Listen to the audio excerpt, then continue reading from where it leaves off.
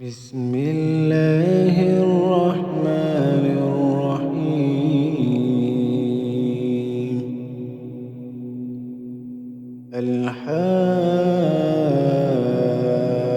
الحاقة ما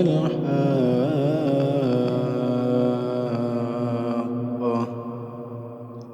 وما أدراك ما الحاقة كذبت ثمود وعاد بالقارعة فأما ثمود فأهلكوا بالطاغية وأما عاد فأهلكوا بريح صرصر عاتية سخرها عليهم 7 ليال و8 أيام حسوما فترى القوم فيها صرعى كأنهم أعجاز نخل خاوية فهل ترى لهم من باقية وجاء فرعون ومن قبله والمؤتفكات بالخاطئة فعصوا رسول ربهم فأخذهم أخذة رابية إنا لما طغى الماء حملناكم في الجارية لنجعلها لكم تذكرة وتعيها أذن واعية فإذا نفخ في الصور نفخة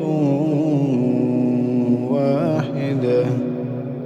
وحملت الأرض والجبال فدكتا دكة واحدة فيومئذ وقعت الواقعة وانشقت السماء فهي يومئذ واهية والملك على أرجائها ويحمل عرش ربك فوقهم يومئذ 8 يومئذ تعرضون لا تخفى منكم خافية فأما من أوتي كتابه بيمينه فيقول هاؤم اقرءوا كتابيه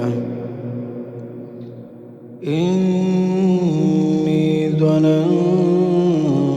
أني ملاق حسابيه فهو في عيشة راضية في جنة عالية قطوفها دانية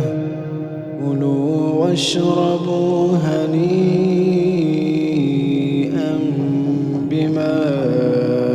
أسلفتم في الأيام الخالية وأما من أوتي كتابه بشماله فيقول يا ليتني لم أوت كتابيه ولم أدر ما حسابيه يا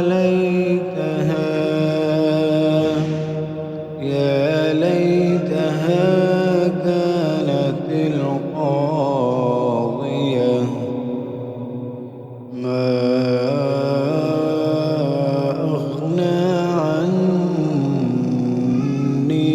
ماليه هلك عني سلطانيه خذوه فغلوه ثم الجحيم صلوه ثم في سلسلة ذرعها 70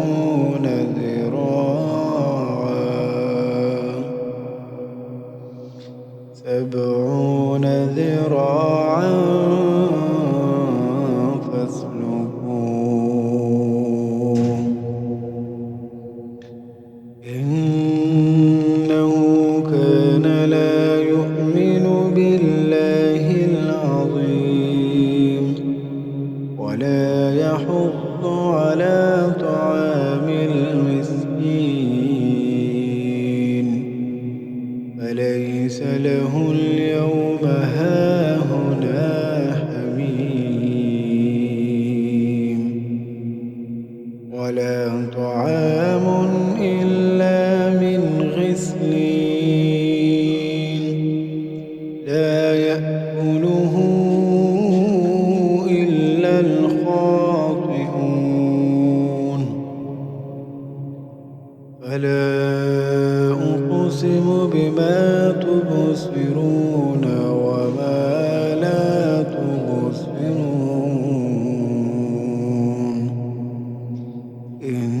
إنه لقول رسول كريم وما هو بقول شاعر قليلا ما تؤمنون ولا بقول كاهن قليلا ما تذكرون تنزيل من رب العالمين ولو تقول علينا بعض الأقاويل لأخذنا منه باليمين ثم لقطعنا منه الوتين فما منكم من أحد عنه حاجزين